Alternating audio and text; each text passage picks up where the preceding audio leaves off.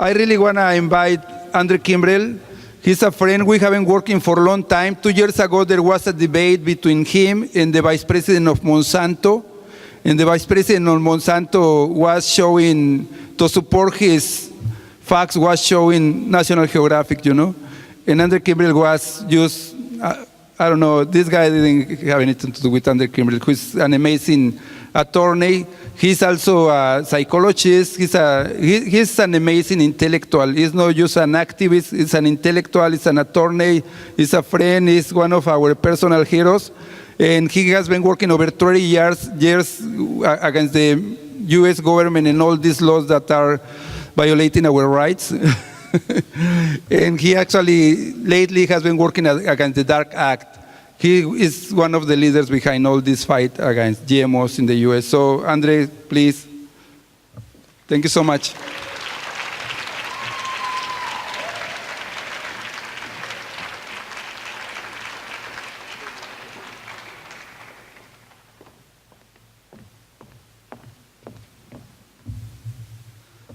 Thank you, Miguel. I do not know a more passionate, more devoted, and just a better comrade than Miguel. Thank you for all these years and all this friendship, Miguel.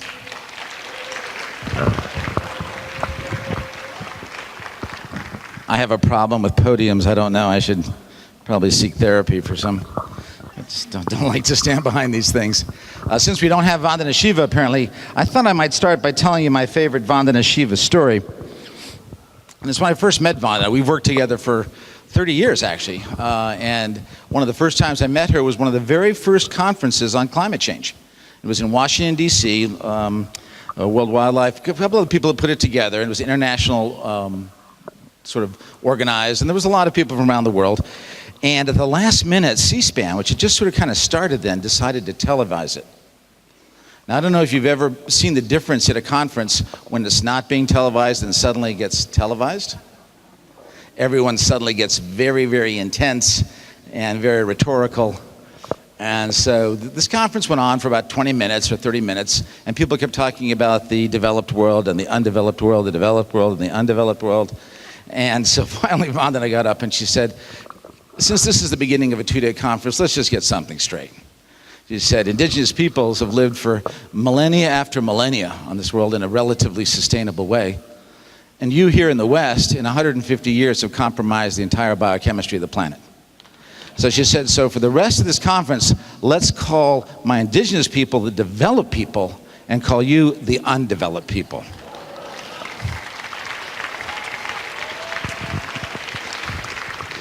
So I knew we were going to be fast friends forever, and we fought against the patenting life and many other stuff, many other wonderful issues we fought over the years. When most people that know me at all know me as an attorney and as a bioethicist, as a writer, but I too have spent a few years of my life trying to add nitrogen to soil. Let me explain that quickly. Which is I spent about 4 summers and a half a winter working on a dairy farm in Hudson, New York. 36 cows, Swiss-German farmer. I learned a huge amount working on that farm. I thought at the time I might want to become a farmer. And so I worked on the farm, and one of my jobs, since I was kind of low man on the totem pole, one of my jobs was to, after the paddle system got all the manure into the manure cart, it was attached to a John Deere tractor beneath the barn, was to move that up and of course to go to the back 40 and to spread it as manure. And one rainy night, after the evening milking, I was trying to get the John Deere tractor up the incline from the barn with a big load of manure behind me. And I kind of just put too much on the gas, kind of jerked up the hill. And those old John Deere tractors, I don't know how many people had them, they had a double brake. And you had to put it on both. I slipped to the left, and the entire tractor then went right into the milk house, the front of the tractor, of the dairy farm. Boom, right in the milk house. And fortunately, it missed the tank by just about a foot. And Henry, who was just finished milking at the time, said all the cows jumped up about 2 feet when I hit the milk house. And he said he continued to get more milk for about another hour after that. Then he said for the next 2 days he got almost nothing. So I think this is the first instance probably of post-traumatic stress disorder for the bovines that in history. After many other incidences like that, he came to me one time and he said, I don't think you're cut out to be a farmer. Maybe you can do something else that would help farmers? And so began my life as an attorney working on behalf of farmers. Yeah. So.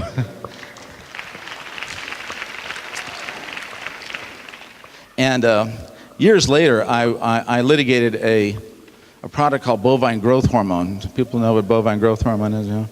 Monsanto's flagship product.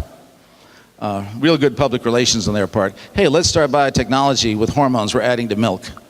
Kind of stupid.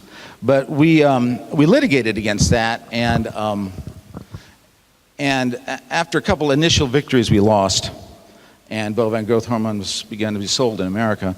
And because I'd worked on a dairy farm, and I'd read what bovine growth hormone did to those dairy cows, including laminitis, which is dreadful and causes death as the hoof separates from the cow, and mastitis, just about every other horrible thing, I was very depressed. And I called my brother, Mark, and I was talking to him, and he said, Andy, he said, it sounded like you wanted to be successful in this lawsuit. And I said, well, of course I did. My God, yes, I know what it was going to mean to thousands and thousands of cows. He said, remember, in your work, you're not required to be successful.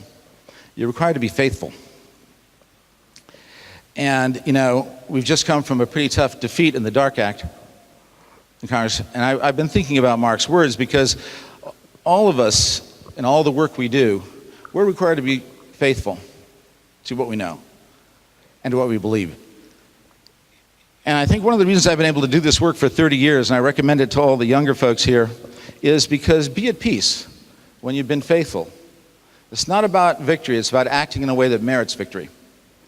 And you don't know the long term. You have no idea. I did not know at that time when bovine growth hormone that we would begin a labeling campaign. I did not know that it would not get approval in Canada through some of the work we did. And I did not know through lawsuits and an amazing work by people like Rick North and others that we would be able to force that labeling, defeat them in court, including the Fifth Circuit, and force Monsanto to sell that product, that flagship product. So it's important to, you know, be faithful. Don't worry.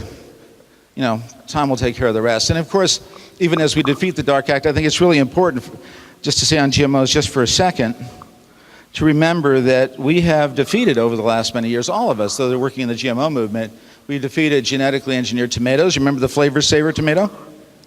Yeah, there was no flavor to savor. The BT potatoes, we could convince McDonald's not to go for them, and that was the end of that. We defeated genetically engineered wheat. Imagine if all the wheat out there was genetically engineered to resist Roundup. Genetically engineered rice. And then biopharmaceuticals. They were going to genetically engineer all our crops to create, you know, to be able to produce pig vaccines. We defeated that. At that point, Monsanto had to fire 10% of its national and international team. You know. So and of course we mentioned the bovine growth hormone, and I promise you that we will defeat the genetically engineered salmon. We're in litigation right now. And I promise you that we will file a lawsuit against the Dark Act.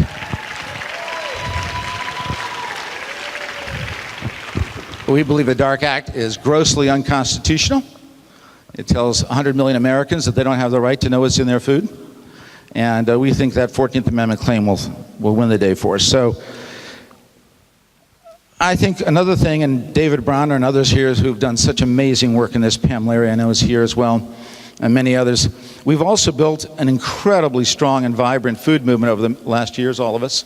And this is what this is. You know, one of the most exciting things in my life and working in this issue for so many years, except just working in this incredibly empowering issue of food, which we can all do something about every day, versus some of the other issues that are more intractable in our society. One of the most exciting things about it is, I think, this sort of ability that we've had to take a foodie movement, you know, sort of, and I love those cooking channels, don't get me wrong. I'm a fanatic cook, so I love those things. And Gwyneth Paltrow, God bless her, no problem there. Loved her in the Shakespeare movie. But that was a foodie movement. And what we have done is we created a food movement. a truly strong, political, viable movement that's passing laws in counties and states around the country. Laws that are saying no to neonicotinoid pesticides that are killing bees, saying no to GMOs, right? All across the country saying no to a number of different pesticides in counties. I don't know if anybody's here from Jackson County, Oregon. Yeah, that was the first county ever where they actually had GMOs planted, and the county ban survived. And matter of fact, we went to court with them and we won. Yeah. So it says that counties across the country, states across the country, this is a viable political movement. Now, having said that, I think much of our movement is still based around labeling and around organic, which is great. But where do most people actually in America come in contact with their food? Grocery store and restaurants, exactly. And so I think that's where we have been able to build this huge movement over labeling, because that's where most people come to that sort of phenomenological horizon where they meet their food. But what I love about what Miguel has done, and so many people in this room have done, is that we know we're not going to have a true, vibrant food movement unless we grow to get well below or above that and get back to the basics, to the soil, to that which actually is there. We need to have everybody understand where that food comes from and how critical that is for our individual, collective survival and the survival of the earth itself. So that's our job. It's a huge job from a public relations point of view, from a scientific point of view, is how can we get the food movement to truly embrace that deeper, more profound aspect of our food system and recreate it. It's a big job. It's a big job that we're doing here and we'll all continue to do. In order to sort of take us through that, I want to, no good deed goes unpunished. So in that Miguel asked me to give this talk, I want to actually talk a little bit as a psychologist as well. And I'll be doing individual therapy later for anybody who wants to come in. No, I got a degree in it. It just seems like I'm wasting it. And I think we have to see the profound delusional aspects that are behind industrial agriculture. And they are so delusional that it's embarrassing to even have to talk about it. But they are still very powerful delusions. And the first delusion that we have is the delusion, and I would call it a delusion of endless extraction, right? The idea that we can endlessly extract and that that's going to work. It's obviously pathological. I mean, we know in the next 2 generations when the oil's not going to be there, the natural gas isn't going to be there, 2.5 generations, the coal will not be there. And we'll talk a little bit later about soil and water. But we are coming to the end of the age of extraction.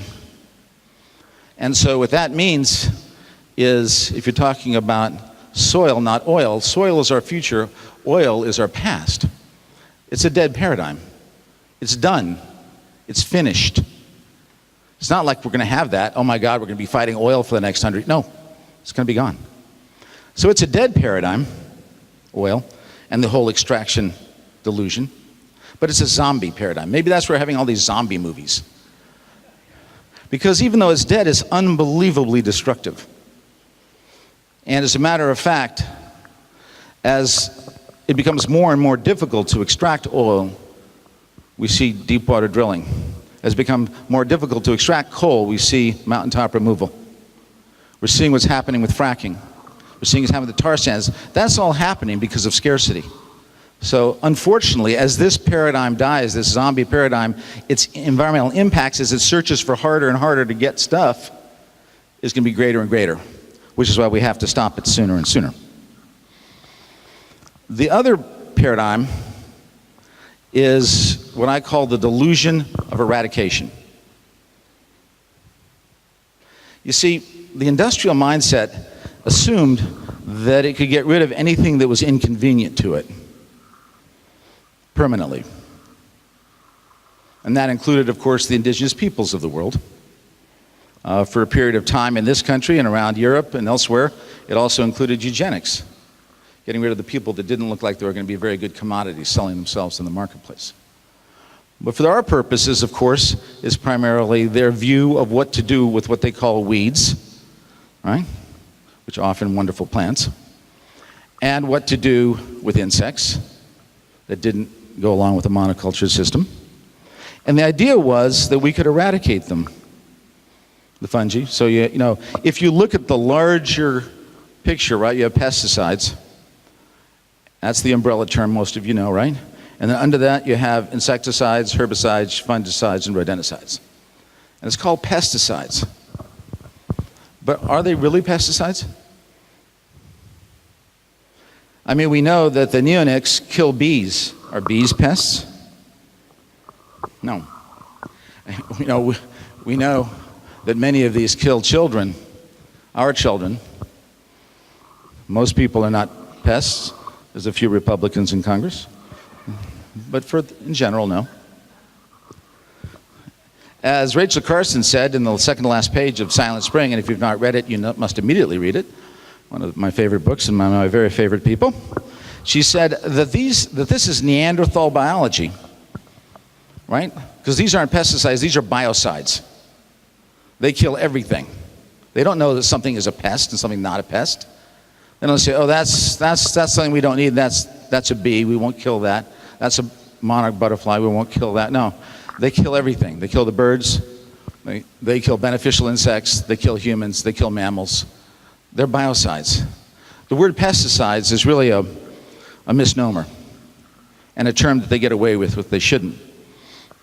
But the thing is, and by the way, we had the same view of bacteria, right? You have a bad bacteria in your body, what did you take? Antibiotics, right? That's the delusion of eradication. We can just get rid of them. But what's happened? Yeah, nature bats last. Nature bats last. What we've seen all across the board here is that the bacteria finally become resistant to all known antibiotics. Right now we're at peak herbicides. You know, when Monsanto used so much of its Roundup, it said that the weeds would never adapt to Roundup. They would always be susceptible to it. They said this in Congress. So they would not have passed a second grade biology exam. Of course they were. So now we have, in 50% of American farms, we have weeds that are resistant to Roundup. So they said, you know what we're going to do? There is no other Roundup. There's no other broad spectrum herbicide. So what we're going to do is we're going to take Agent Orange, an element of Agent Orange, and try and use that to see if we can get the plants to tolerate that. Right? Because they're going backwards in a chemical arms race. Now through litigation, we've been able to stop the entire generation of Agent Orange crops for the time being. Yeah. And Dow Chemical is in some trouble because of that. So they're trying to merge DuPont. And then Monsanto decided, well, we're going to try and then go backwards even further to even a more toxic herbicide, right? That herbicide is called dicamba, which volatilizes and can rise up in a vapor after it's been sprayed and travel miles, and then come down on your apple orchard or your organic farm and destroy it. And because they sold it prematurely, you can Google this up if you haven't already seen it, recently 200,000 acres have been destroyed, mostly soy, by this vapor from one farm over to another. Farmers are suing themselves all around the country.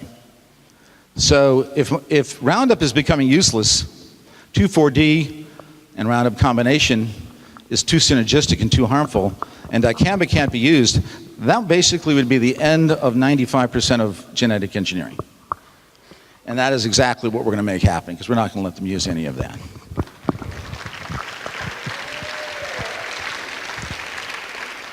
But see, in their minds, they still have this thing. So what have we done instead of antibiotics? What are we using? Probiotics. That is the answer. When we talk about regenerative agriculture and agroecology, we are talking about not eradicating, but partnering. Right? And we're talking about no more sort of the age of extraction, right? But the age of regeneration. That is the future. They're the dead past. And we've got to do everything in our damn power to make sure that that zombie dies. But we know what's in his place. We know where we're going. We know what we have to do. Now, let's go through this a little bit, because sometimes people say to me, not this crowd, but we'll go through it anyway. People say, Andy, it all sounds nice, but it's kind of airy-fairy. We have to feed the... Yeah, exactly. As if they were, by the way.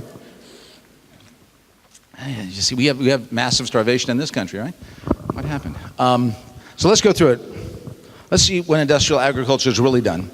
Because the major difference between soil and oil is that one is alive and the other is dead.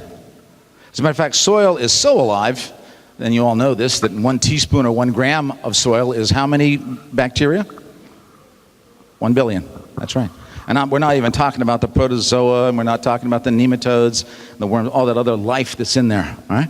It is the most lively thing you can possibly imagine. Oil is dead. But what else do we need? If we're going to have a plant that's going to grow, we don't just need soil. What else do we need? Yeah, fertilizer is a really good point. I'm going to come to, well, actually, I'll do it now. So fertilizer, so here's my big complaint about the soil movement so far. And by the way, I have to say thank you to Diana Donnellan and my wonderful soil team in San Francisco and in DC. I am a little jealous of them. Not that I don't love Richmond, and I really do love Richmond and what's happened in this city and so many beautiful things. But they got to go to Paris in December. I couldn't go because other work to do. And we were invited, which is a real privilege, to be part of the Conference of Parties 21.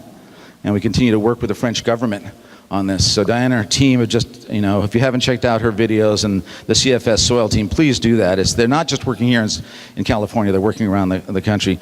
But one of my complaints is that we should have the campaign against fertilizer. What a catastrophe. I know we all want to be positive and proactive, but forgive the lawyer in me, the case against fertilizer is horrifying. Not only does it produce nitrous oxide, which is 300 times more potent than CO2, right? Talk about climate change. But does anybody know about dead zones? Like the one in the Gulf of Mexico, which is now the size of Connecticut? And think of all the water systems in the entire Midwest. We're spending 80, 90, $100 million every year to try and filter this out from their systems, water systems, and often have to close it down, knowing that it causes cancer, knowing that it has enormous impacts on infants. That's a panacea technology that's a catastrophe, absolute catastrophe. Now, to grow a plant in a sustainable, grow a plant, we need soil. What else do we need? Water. What else? Seed. Sun.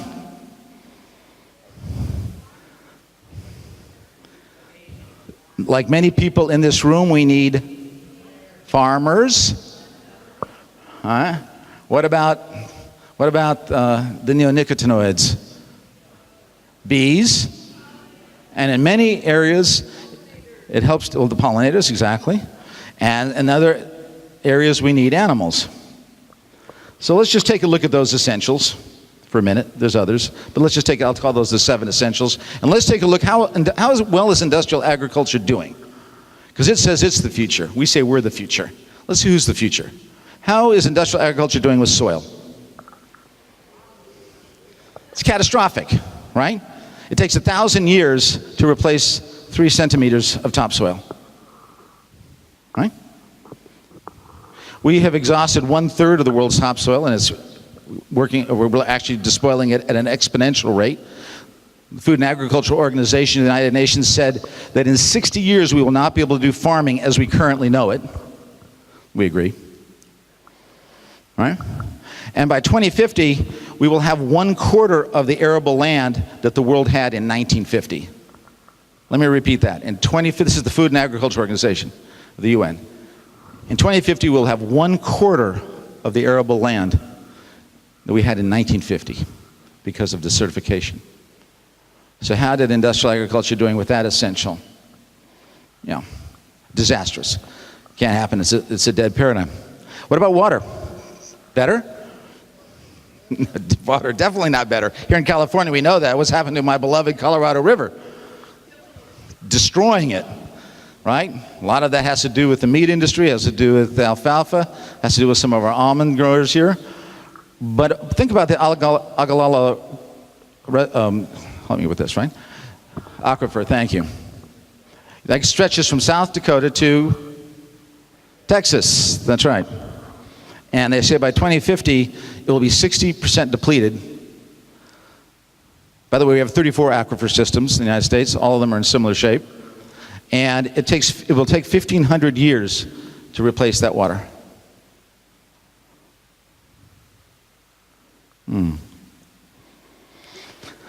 So, not so good there either.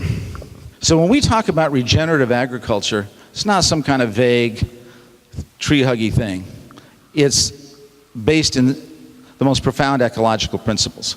The fact is, we will not be able to survive here as a human species unless we have an agriculture that completely respects the regenerative rhythms of the basics that we need. We are not going to have farming that doesn't respect the regenerative needs of soil. Now, we can help, we can bioremediate, we can help that soil. We're going to have to respect it. We're going to have to learn from it, because we don't even know almost anything about that 1 billion bacteria, much less the rest. We're just learning. We have to be humble and say we need to respect what that does. Same with water. We need water regenerates at its own pace. All right? What about seed? Yeah, we've monocultured the seed. We've lost about 90% of our seed, vegetable and fruit seeds, in the last 70 years. And here's something that really disturbs me. You know, if you think of the corn seed, Miguel and I were talking about this, the sort of the sacred nature of the corn seed. And you think what's happened to the corn seed in the last 70 years, right? First thing they did was they did basically the first Terminator technology in the 1930s, which is they created hybridized corn that would not grow in another season, so the farmers had to go back and buy that seed. So they stopped. For the very first time in history, they did not breed seeds to have more fortitude, to be able to survive better in an environment, to have sort of land races that helped feed people. For the very first time, we purposely bred a seed to basically die after one season. Right? Then we decided, oh, well, we're going to actually have seeds that have thicker stalks, so you have to use mechanization. So more and more farmers went out of business because they couldn't afford seeds every year, couldn't afford the mechanization. Then we had monocultures, but then what happened? All the insects came into the monocultures, right? So sooner or later, we had to have seeds that were like soaked in atrazine. And now we have corn seeds that are not only soaked in atrazine, but they're genetically engineered so that the plant can withstand huge amounts of Roundup. And inside those seeds is Bacillus thuringiensis, which is a non-chemical pesticide. And we now coat those seeds with neonicotinoid pesticides like a little M&M and fungicides. Think about that, in less than 80 years. Right now, and this is not me, this is a scientific study, said that if a songbird were to eat just one corn seed, it would kill it. So we turned the symbol of life, like oil, into something that's dead. So we're talking about saving our seeds, and all the great people out there that are doing the amazing work on seed saving. Our group is doing, we're for the very first time putting together the first ever international seed savers exchange, so we can get a non-corporate way of people to have seeds and exchange seeds around the world, which we're going to need in a climate change world. Now, what about farms and farm communities? We've lost 10 million farmers in my lifetime, 5 million farms. And among professions, which we always, Vandana talks a lot about this in India, but we sometimes forget about America. What profession has the highest suicide rate in America? Dentist is number 3. And I've never understood why. I can see why they would be the most murdered profession in America. I've never understood why they would be the most commit suicide. Maybe their fear, actually. No. Farmers number 1. Lately, you may have read in the front page of the New York Times, we've had a 21% increase, especially among whites, because of the depression in suicides, from 16 to 21 per 100,000. But among farmers, it's 85. The equivalent would be 85 of 100,000. So when I wrote and edited the book Fatal Harvest, I was not being hyperbolic when you look at this particular paradigm. And if anybody's driven through Iowa or some of the states to look ghost town after ghost town, there's no culture, You know, it's all agribusiness, right? 53% of America's farmland is planted in corn and soy. By the way, 50% of the fertilizer in America is used, of the 43 billion pounds we use every year, is used on corn. But 53% of all of our farmland is used on corn and soy. How many people does that directly feed? Just about none, that's right. About 35, 40% of corn goes into cars. The rest goes into these horrifying animal factories. And the rest goes into high fructose corn syrup. Same with soy. Most of it goes into these chicken farms, goes into cars, goes into soy lecithin and other byproducts used for, so about 3 or 4% of each actually directly feeds anybody. And yet we say we have the highest yielding agriculture in the world. I think it's about time we said, you know, we're going to judge agriculture from now on by the seeds that you're planting that create nutrition per acre, not yield per acre. We don't care about yield per acre. We care about nutrition per acre. We need to start that like yesterday, right? Now we know the miracle of photosynthesis, right? I mean, talk about alchemy. Oh my Lord. Carbon, sugar, what it does to the whole plant, it's unbelievable. But what temperature do you think photosynthesis stops working for most plants? It's about 100 degrees, somewhere 100, 104. So the sun, instead of being a friend with climate change, could become an enemy. Right? We've created a situation where unless we do what everyone here is fighting hard to stop, we can stop photosynthesis.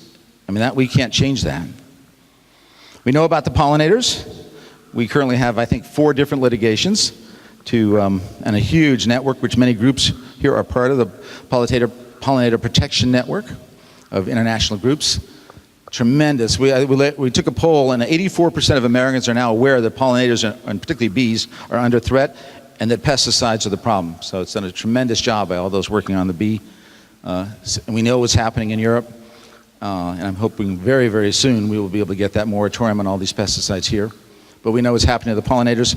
And the animals is really one of the most tragic things for me. The 10 billion animals every year that are tortured in our industrial food system, right? It's one of the great crimes of modernity, what's happening to these animals every day. And even the wonderful advantage they have through what some people call rotational grazing. I like to call it relational farming, not rotational farming, because it's everything in relationship to everything else. So that, of course, leads to these huge lagoons. And we all know that emits, again, many times more potent than CO2. So my friends, that is the picture of industrial agriculture. What do you think? I mean, if you were running against industrial agriculture in an election, it would be easier than running against Donald Trump. I mean, this is a disaster, right? So when people say, you know, what are you talking about with sustainable, or what are you talking about regenerative? And I do think we need to work on some names. I think the term agroecology may seem a little too academic. It's a great science. Many people devoted many years to it, but it sounds a little like a course taught at Berkeley. Maybe because it is a course taught at Berkeley. I love Miguel Altuve. Just don't tell him I said that. Permaculture bothers me because I had a grandmother who always used to get a permanent. And it reminds me of a hair salon. So I like regenerative.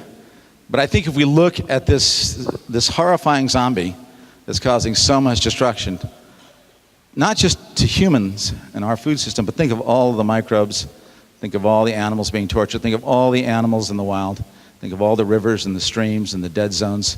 If you think of that legacy of industrial agriculture, it's over here. In the middle, we have something I fought for 30 years, which is organic. We have a very strong vision of organic, which is to defend the standards like hell, and they need defending right now, and to evolve the ethic. And by evolving that ethic, defend the standards, evolve the ethic, that's our rule on organic. We want to go beyond that. What does beyond organic mean? It means organic and beyond. That means local. That means appropriate scale. That means biodiverse. That means humane. And that means socially just. Local, appropriate scale, humane, biodiverse, socially just. And through that, we hope to get to these agroecological regenerative principles that will be where we need to go. And we're still working on that. And this room is working on that. We're going to be part of a major conference in 2017 to try and get some of the basic, it's not going to be one size fits all, but there'll be principles. And we have to learn that our agriculture has to be a wholly owned subsidiary of ecology, or we're not going to make it. Simple as that. Now, there's one other paradigm I want to go over. And I have to go over this because Miguel is here, Robus, which is this situation we have with not only the delusion of eradication, and of course the delusion of endless extraction, but we also have the delusion that the market solves all. Right? Get this all the time. And again, this is pathological. So for example, let's assume the world population grows and needs more and more tuna. Tuna have not read Adam Smith. They do not know the law of supply and demand. They just missed that class. Right? As a matter of fact, nothing in nature, zero in nature, actually reproduces according to human supply and demand needs. So we have built up the entire market system, totally alienated from all of nature. So it isn't just our agriculture that's going to have to be a wholly owned subsidiary of ecology. It's going to have to be our society and our economics. And let me finish with a word that I think is really important as we build this new paradigm together. And that is that most times we are referred to as consumers. Right? Consumers. We've sometimes even called the consumer movement. Right? But you know what they used to call tuberculosis? Consumption. That's right. Because it ate up the body. Now, can you imagine a fire? Fire consumes a house. Fire consumes. So we don't want to be consumers. Right? Mere consumers. That's what they want us to be in the industrial model. And not just food. They want us to consume music, consume TV, consume, instead of writing music, writing poetry. And, of course, growing our own food. So we're not consumers. Nobody in this room is a consumer. We're creators. Everything we grow, the food that we buy, the hard battles that we fight, not always being successful, but sometimes, but always being faithful, to a new food future, to a regenerative food future, because we know that together we will I don't always, I want to be careful here. I'm not always every decision making is not always towards that. But for the most part, we at least know that's our responsibility. Together, and everything we do together as comrades is to create that new future. We are creators. We're not consumers. And I hope we'll never be consumers again. And I am grateful to each and every one of you for helping all of us create a new food future. Thank you. Okay.